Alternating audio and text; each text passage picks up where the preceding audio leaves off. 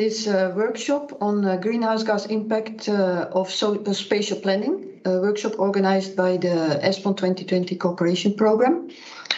I all welcome you on behalf of this program in this workshop. My name is Marjan van Herwijnen and I'm Senior Project Expert at the ESPON EGTC in Luxembourg. Within the EGTC, I'm the person responsible for the Qgas project. That is the project that is at the focus of attention during this workshop. But first I will shortly say some words about the ESPON program, because I'm not sure if all of you are aware of the program. It's a EU-funded program covering all 27 member states, 4 partner states and the UK. And the main aim of the ESPON program is to promote a territorial dimension in development and cooperation in Europe. This is what we try to do by supporting regions and cities with evidence that they can use to better identify their challenges, potentials and potentials. ESPON projects produce an enormous amount of information, evidence and methods. And this is being done by applied research projects, which cover and address in principle all the regions in the participating countries. But we also have targeted analysis, which are initiated by stakeholders via an expression of interest. These targeted analyses address the needs of the stakeholders, of a group of stakeholders, and the Qgas project is such a targeted analysis. The Qgas project has stakeholders from Ireland, Scotland, Northern Ireland and Finland, and they are very interested in tackling the current EU climate and energy framework targets of a 40% reduction of greenhouse gas emissions by 2030. They are interested in a methodology that could quantify and forecast the influence of spatial planning policies on greenhouse gas emissions, and this in a more consistent way. First, we will have Pauline Riordan from the Eastern and Midlands Regional Assembly in Ireland, who will explain how in their regions they measure greenhouse gas emissions, how they estimate and consider the impacts of spatial plans on greenhouse gas emissions, and finally, why they initiated a project to help them with this process. After that, we will turn to the lead partner of the Qgas project, Qgas from the Tallinn University of Technology in Estonia, and Kimmo will explain how the web application that they are developing can support regions in estimating impacts of spatial plans on greenhouse gas emissions. At the end of the workshop, you will be able to ask questions and discuss and share your experience and ideas.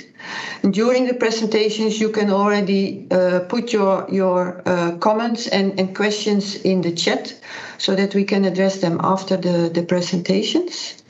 And now I will give the floor to Pauline to explain a bit more about their experience and ideas for this project. Pauline, go ahead. Thank you, Marjan. Can you see my slides there? Yes, but they are not big yet. Yes, there Okay. is. Perfect. Great, thank you. Thanks, Marjan, and hello to everyone who's joined the session. My name is Pauline Riordan, so I'm a regional planner. I work in Ireland in the Eastern and Midland Regional Assembly, or EMRA for short, and we're the lead stakeholder on the Qgas project. So just to give you an outline of what I'm going to talk about today, I'm going to give you an overview of spatial planning and climate policy in Ireland and how we currently measure emissions.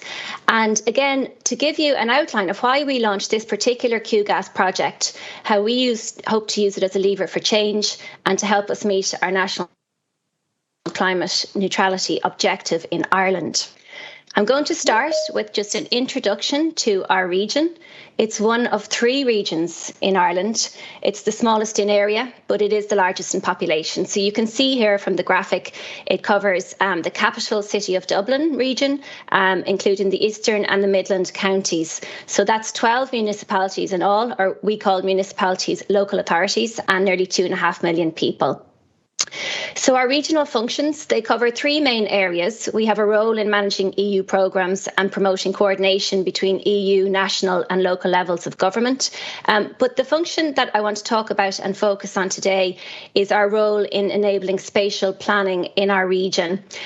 So we have two key functions that I'm going to talk about. One is making strategic policy. In particular, our regional, spatial and economic strategies, which were adopted in 2019. And related to that is our statutory role in providing oversight of the cascade of policy down to local level. So that's our role in engaging in the statutory consultation processes of local authority development plans in each of those 12 municipalities in our region. Okay. Just to give you a little bit of background to climate and planning policy in Ireland. We all know that climate change is a global challenge, but it does require a coherent response at each of the levels right down to local level. So this slide here, it shows how that policy cascades and how Ireland's UN and EU commitments are translated into our National Climate Action Plan and our National Planning Framework, which is the key spatial planning document for Ireland. And these documents confirm Ireland's commitment to achieving our EU targets, so of a carbon reduction of 40% on our emissions to 2030 and onwards to climate neutrality by 2050. So in turn, climate action is also integrated into spatial planning at the regional and local levels. And I'm going to focus in my next slide a little bit more on these levels, which is relevant to our workshop today. So what you can see here is our regional plan, the Regional Spatial and Economic Strategy that was prepared recently by our organisation. Now, this includes a specific regional policy objective that requires for the first time that the local level, city and county development plans, that they shall undergo assessment of their impact on carbon reduction targets and include measures to monitor progress towards achieving these targets. This is also recently underpinned by legislation. So there was a recent amendment to our Planning and Development Act, which also requires that these local level development plans include measures to reduce their greenhouse gas emissions and adapt to climate change. So you can see here on the right, I've shown the two local level plans. It's the Meath, which is our local case study. It's their county development plan and also their parallel climate action strategy. So that shows how climate is introduced and integrated into local level spatial planning. So just to clarify, I suppose this is a new requirement on local development plans in our region. Okay. So to give you a little bit of background about how we currently measure emissions in Ireland, this slide shows the current state. So our Environmental Protection Agency, the EPA, they are responsible for Ireland's official statistics, and these are collected at a sectoral level for emissions in Ireland. This slide here shows the 2019 most recent data. You can see here it's shown across the various sectors, and transport and residential buildings include over 30% of that. So spatial planning has a key impact on those sectors. Despite a 4% reduction in the year to 2019, it has to be said that Ireland's levels overall are increasing over 1990. So there's been a 10% increase since 1990. So it's clear that even despite COVID, we're not on the right pathway. It is likely when the 2020 figures come out that we will not meet them, and we aren't on the right trajectory as it stands to meet our 2030 targets. So there is a realisation in Ireland that spatial planning will play a key role in helping change the dial and putting us on the right path to meeting those targets because of planning's wide breadth. Now, even though spatial planning is seen as key to helping us achieve those targets, we still need to find a way to be able to measure our emissions spatially. So when we started to do our research after we adopted our regional strategy, We found that there are very many different models and ways of measuring GHG emissions spatially. The slide you can see here is just an example of some of the models that are currently in use in the territorial areas of the project stakeholders in Qgas. I've highlighted one in particular here from Ireland. This is an air pollution model that was also funded by our EPA and carried out by Aarhus University in Denmark. And you can see there it shows emissions at a spatial level. And this was compiled to comply with our air pollution requirements. However, even though there is some really good high resolution spatial modelling out there, what we did find is because there are so many different ways of measuring emissions spatially, and there's no universally agreed method, that it's actually impossible to compare different plans to each other. So this is why we launched Qgas. We wanted to find out a way of quantifying spatial planning policies in a consistent manner so that they would be able to compare, our planning authorities would be able to compare their different spatial planning policies across different territories and across different urban scales. So it's the consistency of method that led us to initiate the Qgas project. Now, we wanted to learn from the latest research in the field of GHG quantification, which is why Qgas, or which is why ESPON was a good fit for us. And then the aims of the project are set out here. So as I said, key to this is identifying a robust method or a tool that can be used by our planning authorities to both assess but also to forecast the impact of their different spatial planning policies, so that they would be able to compare across national, regional and local levels, and also across different territories in the EU. Key was that it would enhance the existing strategic environmental process, which already allows for consideration of strategic alternatives in the spatial plan making process. And my colleague Kimo will say a little bit more about this. And really, this is to help us map alternative pathways to net zero in Ireland. Just to note that the expected output, it's a web application and modelling tool, but it's hoped that this will be a simple tool. It's intended that it will be for the non-expert user, and as a planner, I include myself as the non-expert. A lot of the models that we've seen require a certain amount of expertise in their application.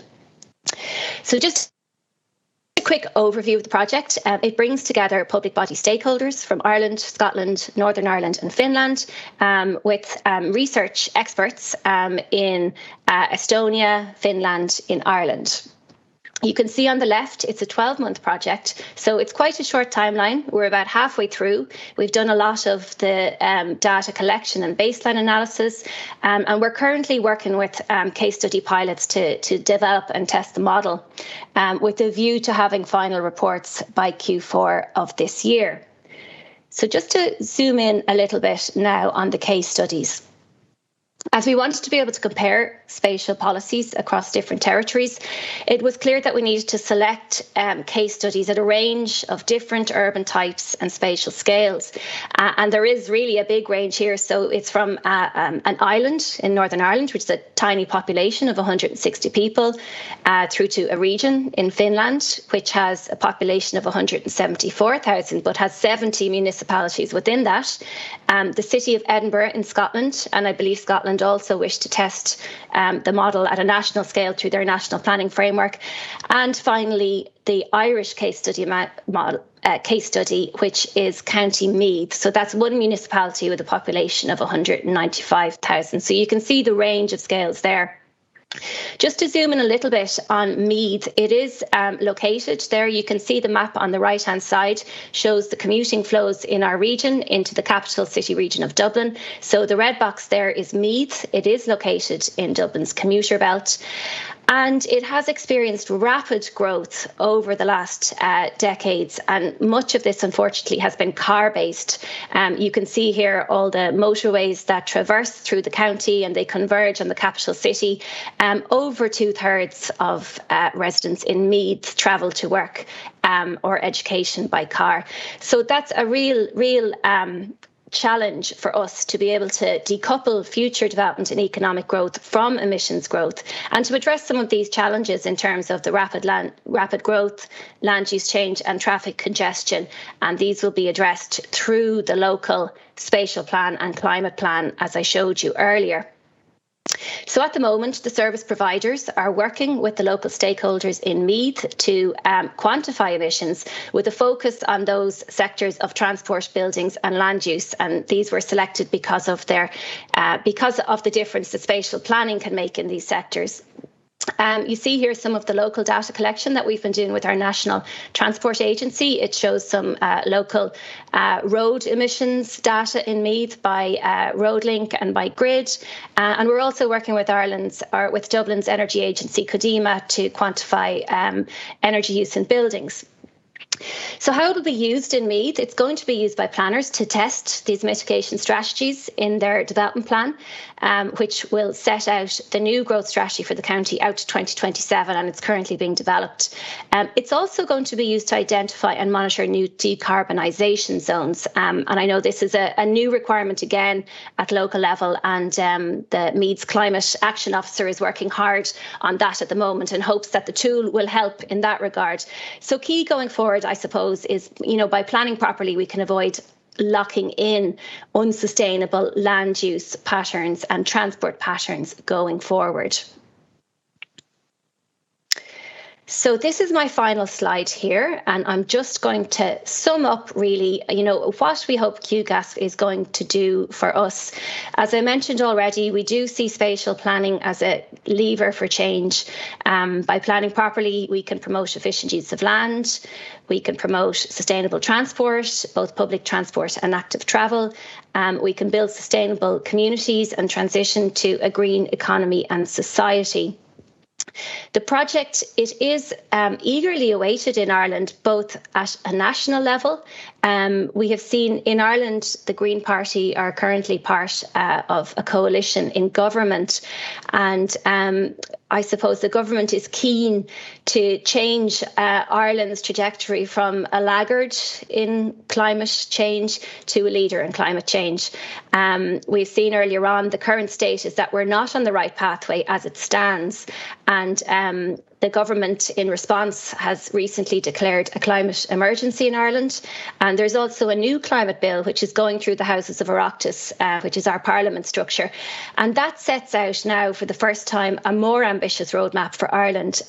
It sets out carbon budgets for each department and a requirement for a 7% emission reductions per annum, up to 51% reduction by 2030. So that's going over and above our EU commitment. And it's a huge challenge to be able to have our emissions over the next decade and onwards towards the net zero target by 2050. And obviously transformative change will be needed across all sectors to deliver that climate neutrality objective. And there is a key role that's envisaged for the local planning authorities as leaders in this regard. So as I mentioned, it is eagerly awaited at a local level by the planning authorities, who hope to use Qgas tool to map those alternative pathways to carbon neutrality. And a key part of that will be trying to build political will for this transformative change that is needed over the next decade. So we see Qgas as being able to help us in that. Also, by integrating climate action into our spatial plans at all levels, we hope that we will be able to leverage European Green Deal opportunities and position climate change as a driver for growth. And this will hopefully will help us build the consensus that will be needed for this change over the coming decade and on to 2050. So that's it for me. Thank you very much. I'm going to hand back to Marianne now, and I look forward to taking questions and answers at the end of this workshop session.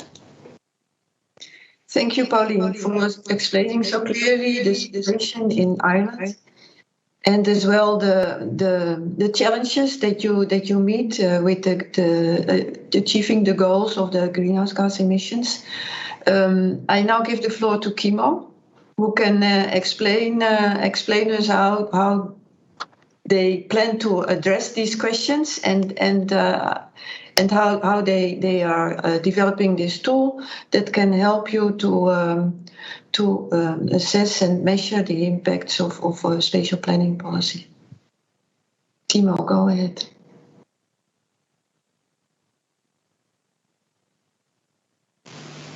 Thank you, Marianne, and thank you, Pauline.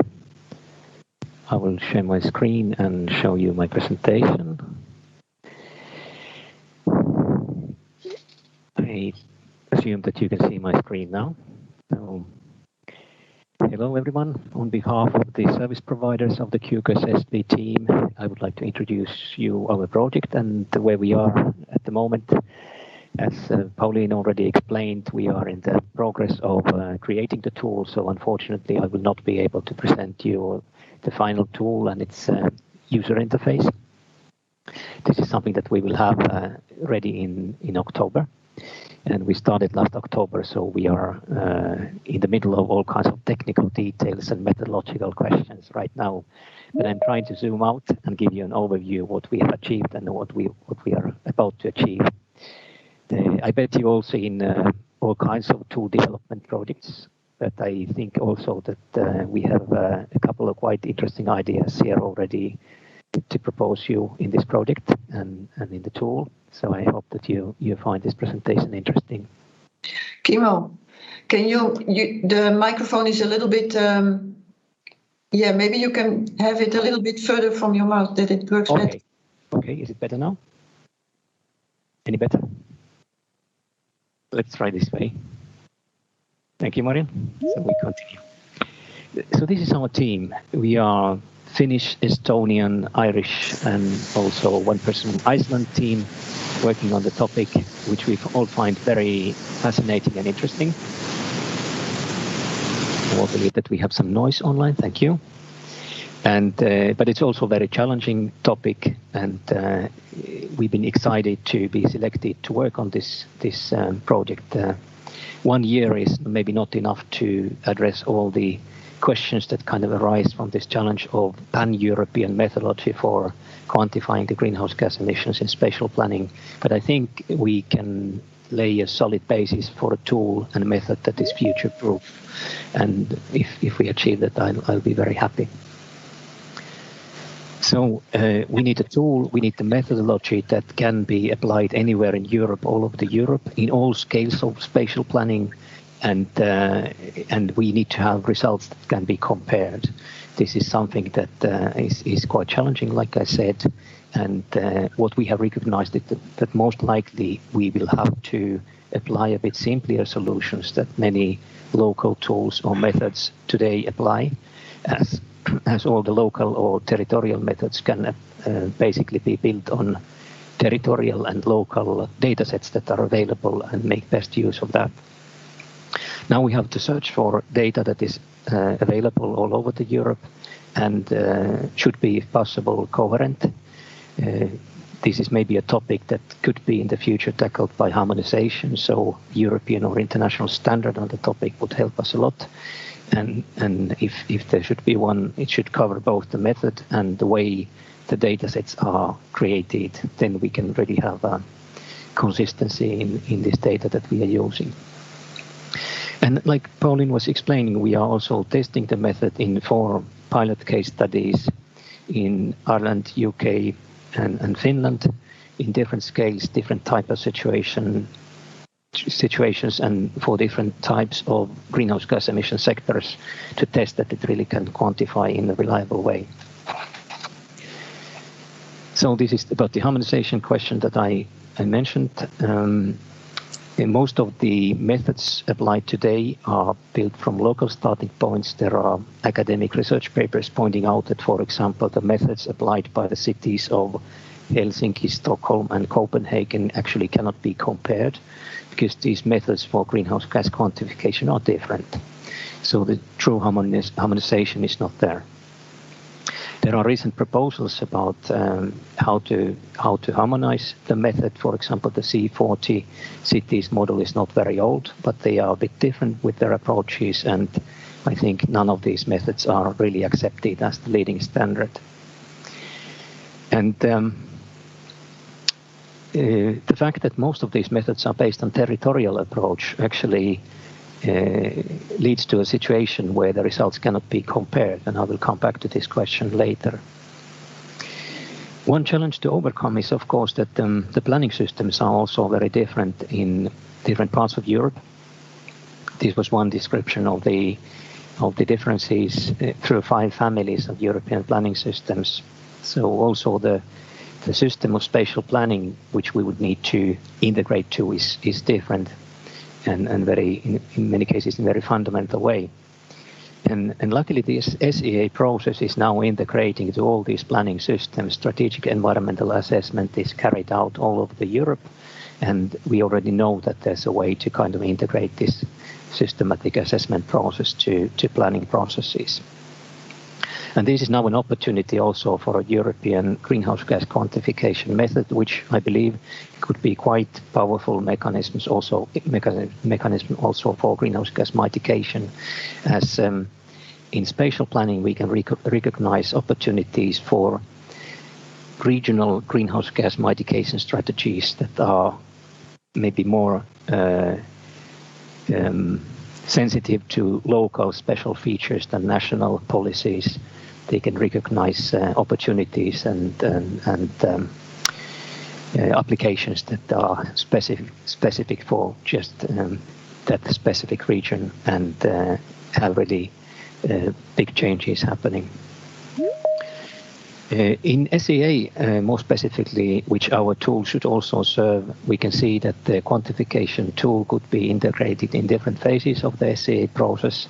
Maybe in the screening phase, the role of this kind of tool could be just to check if we are kind of, if we decide not to conduct an SEA, we can check if it's really true that we are not causing any environmental impact or climate impacts with the plan when it's applied. But of course, in scoping and in the preparation of environmental report, the quantification of alternative plans or alternative policies would be the key task for the new tool. And this is what we've been focusing on. So for the first time, you would have results that really can be compared. You would be able to compare the results of various cities or territories throughout Europe.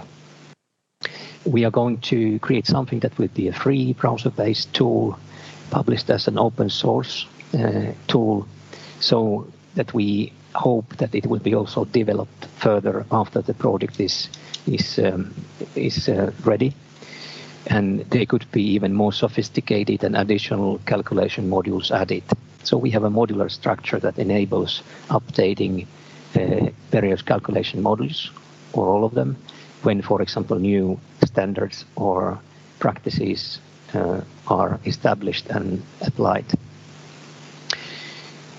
Then we can cover all the scales, even though in practice I think that the questions and the frameworks that we are creating could be best performing in quite large scale, territorial scale, when we go down to a local detailed plan scale of some urban quarters only, for example. Then also the parameters should be a bit different for quantification, so maybe our tool will not be best performing in very small scale that is close to building level scale, but in larger scale, even national scale, that works quite well.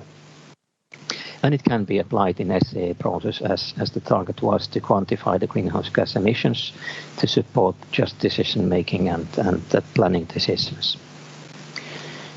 Now, one key feature that we plan to have in the tool is that we have 2 modes. This is something that we learned from a tool that is actually no longer supported. It was the EcoCity Evaluator tool that had 2 modes of calculation.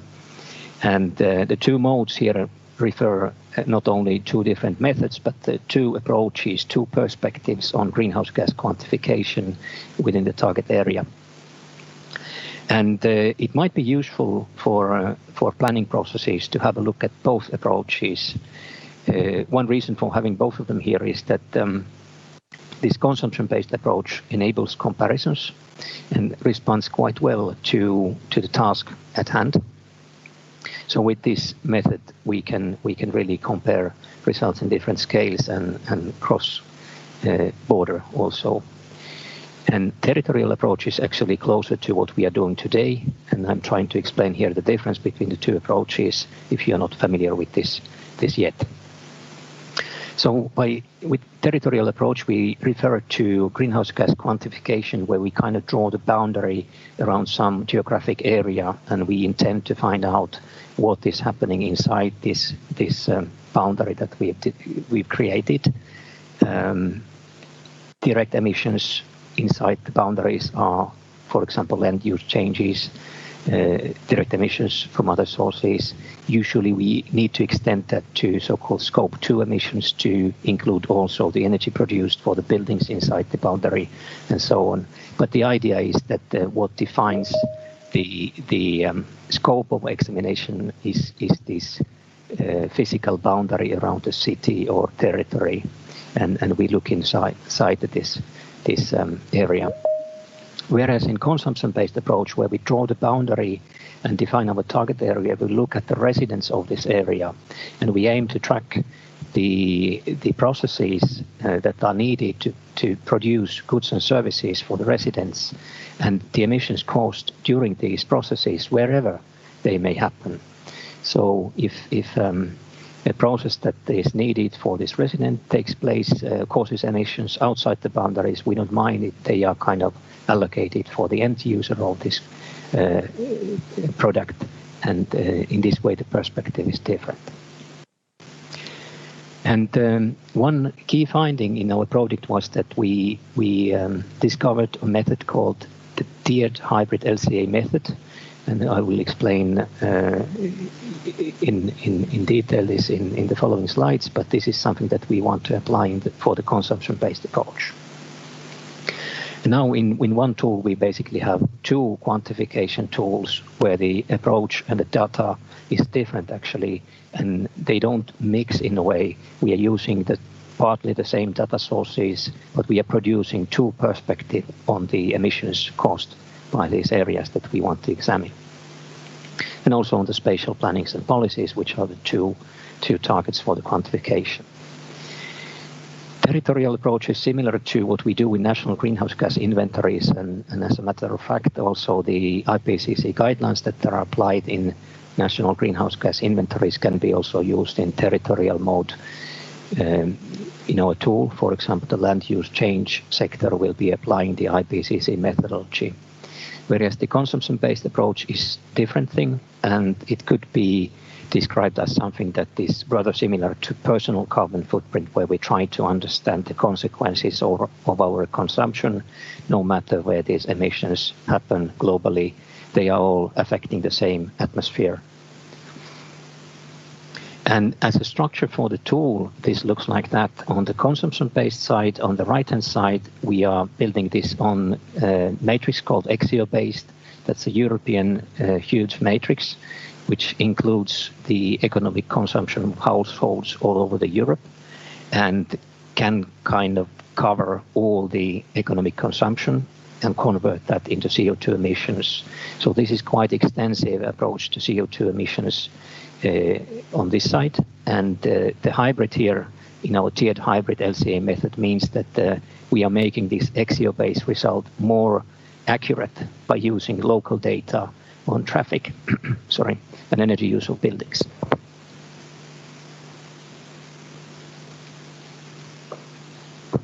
So the economic input-output matrix here kind of guarantees that we can cover a very vast number of emission sectors, practically all the consumption that the residents of the area have.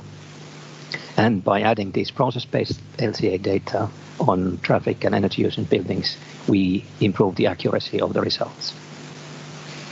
And this part we have pretty much ready at the moment. There are, of course, some user interface and technical things to be improved and developed further to make the tool really user-friendly.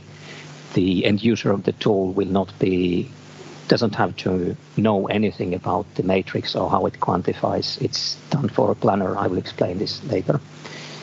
On the other side, we are building this territorial approach quantification mode of modules.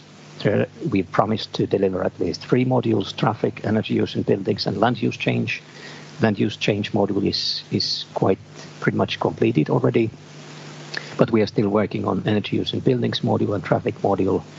And the idea here is that it is possible later to add new quantification modules in the tool or replace our modules. So if for example, there's a territory who has very advanced quantification systems in place already, they can still take this tool and replace the quantification module by their own module and continue quantifying the territorial results and monitoring the development within their own region using their own method if they like.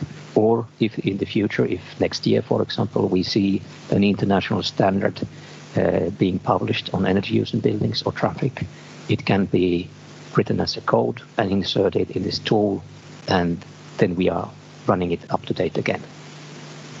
And the point of all this modularity and open source is that we've seen so many tools being published and getting outdated and left unused that we would like to produce something that is future-proof, something that can be and will be updated, something that can collect data and results from different parts of Europe for comparisons, for sharing the best practices, for forming kind of a free platform for comparing the good policies and results gained by spatial planning. I think it could be quite powerful as such if we manage to do so. And what you can do with the tool then, we can create the baseline for greenhouse gas emissions in the target area, may it be a small area, part of a town or municipality or a territory like Meath County or even larger area like Scotland. We can make the future projection until 2050, and we can examine what is the required carbon offset for carbon neutrality.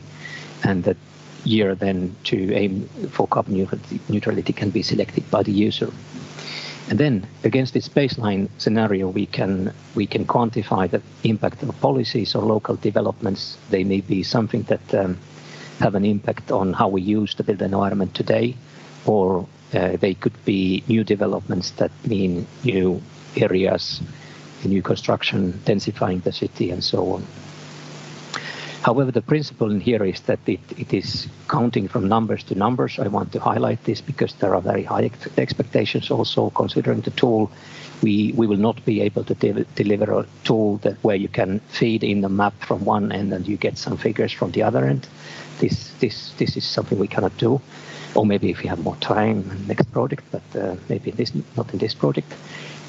Numbers to numbers means that you can feed in numbers that the planners know, like hectares or square meters, and then they convert into CO2 emission factors. And we can do comparisons with the tool, and there's a traffic light indication to warn if the results are not well comparable, or if they are not accurate, or if the data that we are using is not up to date. And this is all to keep the use very simple and also available for anyone who is not that familiar with the practices of greenhouse gas quantification. We have specified 3 types of users, and the most important one is, of course, the planner user who can just open the browser-based tool and start quantifying without adding no specific knowledge on the greenhouse gas quantification, because there's built-in data in the tool, European data that you can start quantifying with. But the whole beef in doing local greenhouse gas quantification is the local data. And this is something that can be inserted by an expert user. So by expert user, we mean a local person who is familiar with greenhouse gas quantification and can collect and insert a set of local data into the tool. And then we start having results that reflect the local developments and local decision making. It kind of overrides the European data and makes the tool sensitive for local situation and developments. This is something that can be done once, and after that, planner user can continue having very good, viable results. But as we have new data or every year, it is always good to update this local data set every once in a while. And then we have a developer user. This is the opportunity of creating new modules in an open source code. So if you think that you have much better method for quantifying the emissions than what we are proposing, you can replace that in the code. You can quantify with that to make the tool relevant and viable in your home region. This is a diagram that kind of explains the flow of quantification. So we have inbuilt data sets, Eurostat and Qgas-based European data. Then local data set is created by the expert user, who we expect to be able to collect the local data and put it in once. But after that, the green tone here shows how the planner user can start using the tool with or without this local data set, just inserting the quantities of the target area and giving some specifications about the area which we want to examine.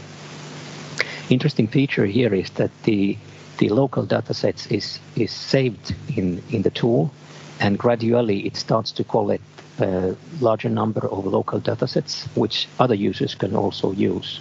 So once the Dublin dataset, for example, is established, anyone can use that for quantifications in Dublin. You only have to do it once. And hopefully by the time this register of local datasets starts to collect a larger number of datasets, making the quantification accurate and easy to start for any user. And with this, we can already get some results. We get the baseline and we get the carbon offset. And now when we want to quantify the changes caused by a planning policy, then we kind of revisit the parameters of the quantification and see how these new plans will adjust these parameters of quantification. And that's how we get the versions that you can compare if your plan A, B, or C is performing best in the greenhouse gas emissions. And with that information, we can produce a results sheet which can be used to help the local decision making or SEA process, or just in general to compare alternative ideas regarding the land use and spatial planning. So our solutions in brief is the two approaches, where the consumption-based approach is something new. To my knowledge, there are no tools at the market yet which would be applying the tiered hybrid LCA method.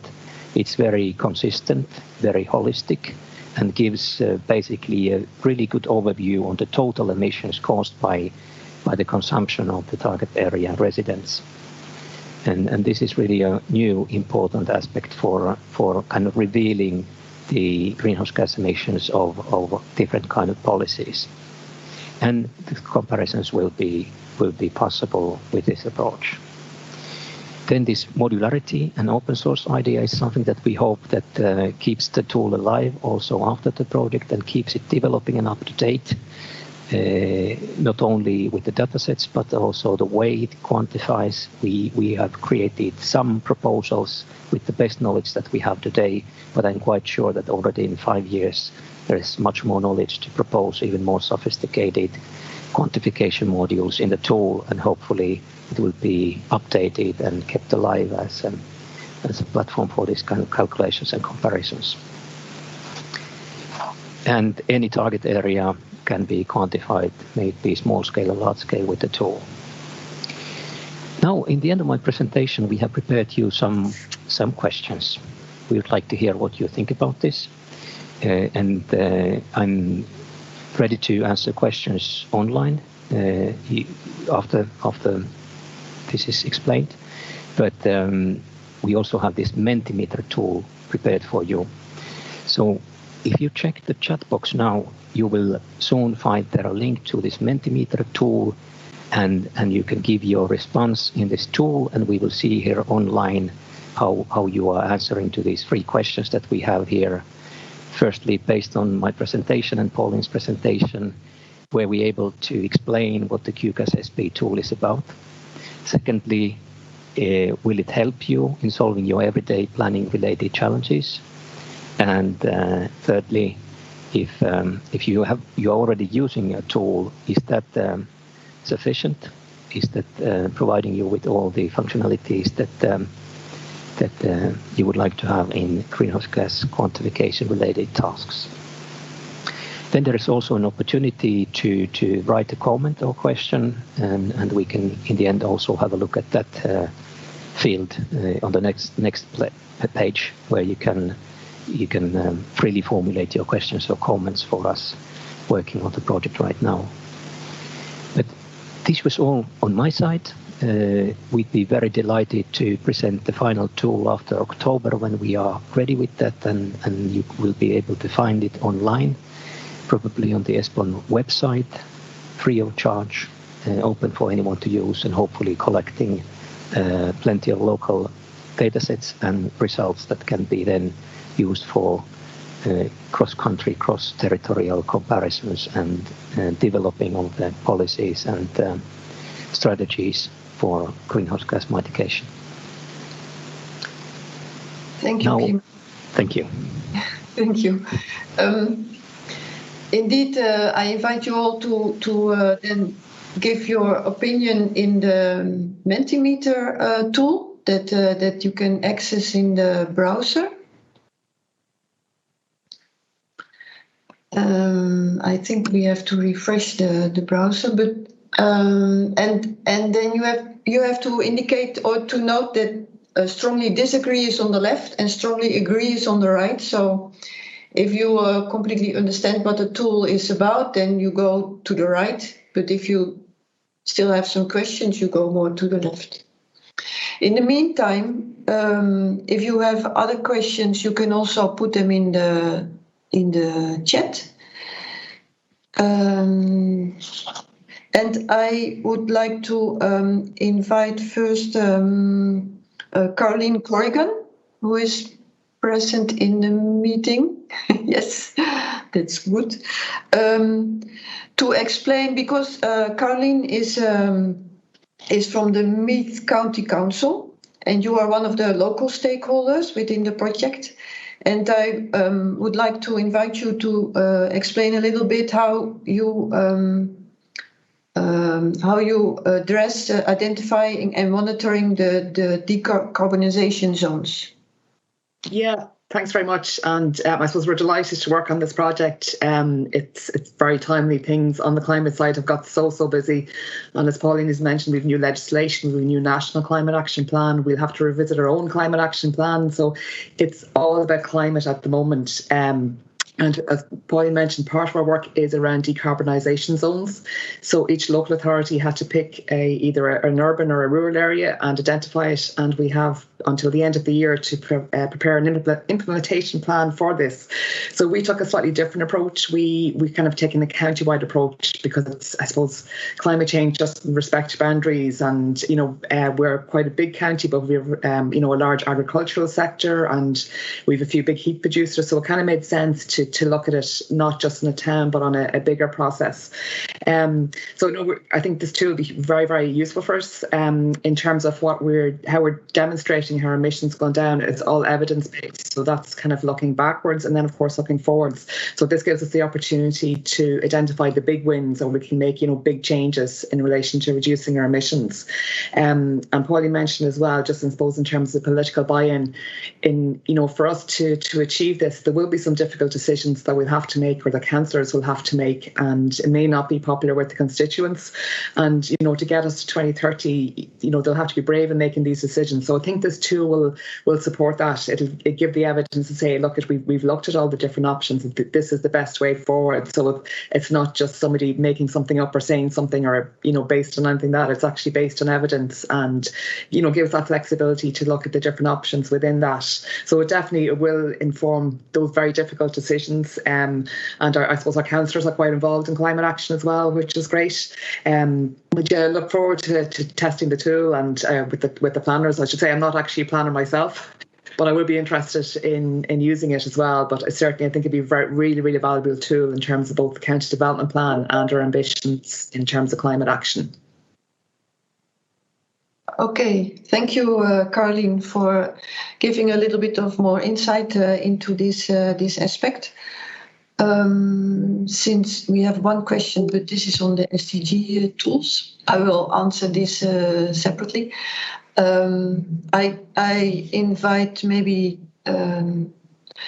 Kimo to look again into the results of the Mentimeter, because there are some results already, but maybe you have to refresh the screen again so that we can see all the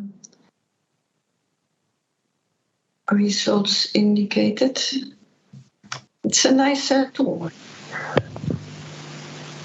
Thank you, Marian. We have some results, and I'm happy to find out that we were maybe able to explain what the tool will be about, even though it's still work in progress.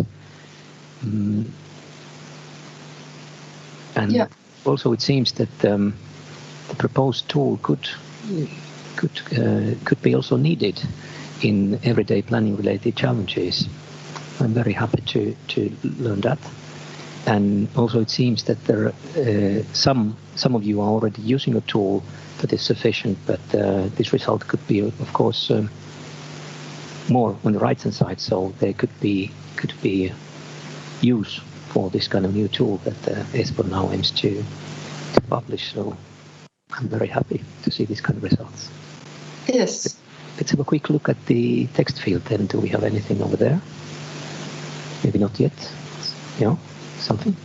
Ease of use is an important feature. Yes, I agree. And I apologize if my presentation now looks a bit, sounds a bit complicated and technical. You are now looking like under the hood, the technical space, how it quantifies, but in the end we hope that in standard use nobody needs to know how exactly it quantifies, but it could provide reliable results, and then just use this traffic light signal to warn if something is not right. Not an expert, just interested in this kind of a model tool. Yes, sounds good. To think, yes, it would be really interesting to have an integrated tool assessing both climate and natural resource use impacts. That's a good point, and I agree totally. For 1 year project, this was already quite extensive effort, but I hope that this kind of tool development can continue. Maybe there could be even a continuation project for the Qgas SP to further advance the functionalities of the tool. Our main objective is that we could lay a basis for something that is future-proof and useful, and introduces some new features that at least I'm not aware of at the moment. Yes. Thank you, Kimo.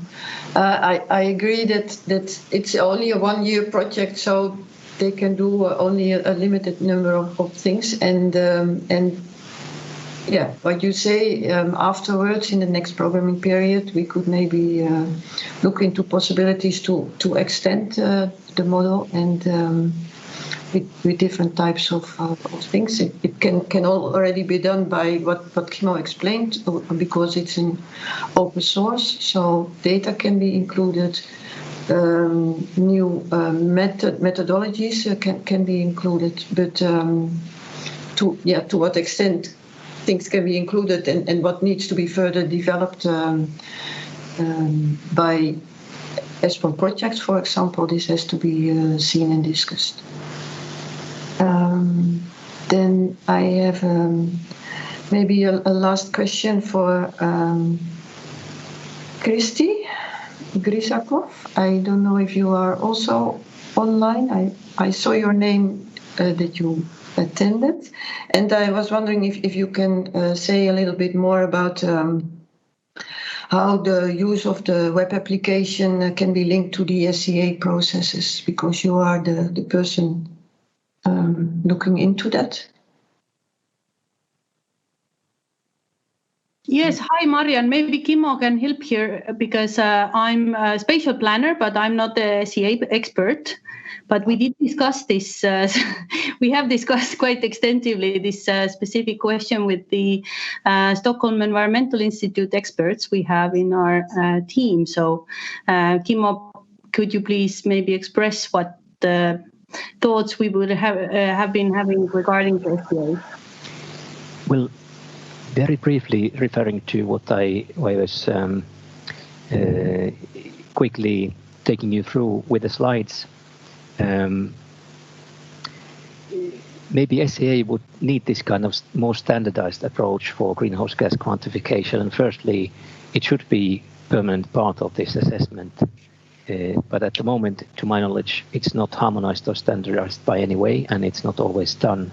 So the tool could provide one opportunity of conducting greenhouse gas quantification processes related to selection of these alternatives in a consistent manner and in reliable manner to then support the final decision making.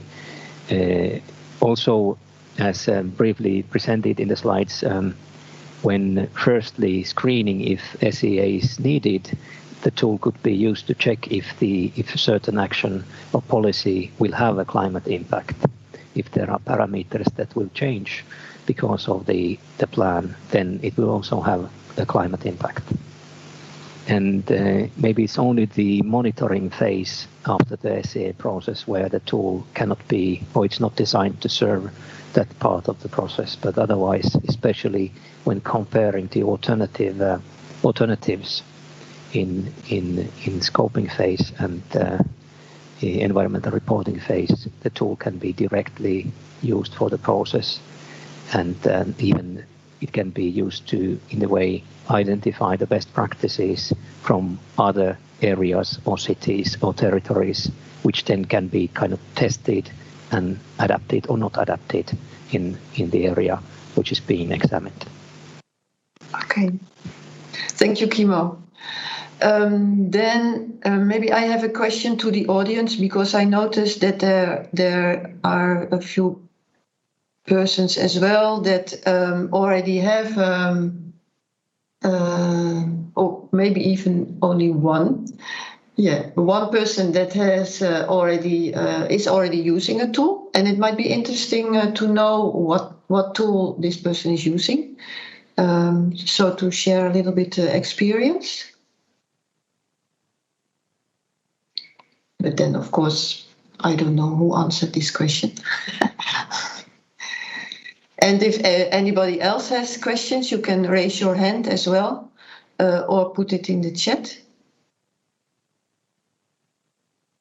And if there are no more questions, then I think I will close, because we already are past 2 o'clock. We started a little bit later, but all in all, we are online now for an hour.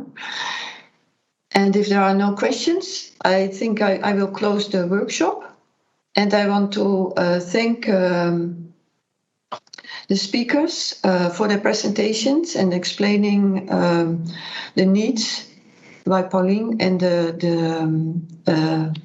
how we're planning to address these needs by Kimmo. I hope you learned a little bit of what we are planning to do, and you are curious to know the results. The interim report is now available via the ESPON website on the Qgas webpage, which you can download. Then you can see more in detail what they are planning to do. And the final result will probably be available by the end of this year. And then you can see and test the model and the tool yourself. And we are looking into possibilities also to put the tool, and maybe also to organize a small training for people that are interested to use the tool. There are also plans to develop a video that explains the use of the tool. So that's also very interesting and handy. And I would close this workshop and say that you can stay connected to ESPON to learn more about the outputs when they are published via, for example, the newsletter, to learn about when this is being launched. So thank you all for participating in this workshop, and I wish you all a nice afternoon. And I'm looking forward to the results and the tool to be used, but we have to be patient a little bit.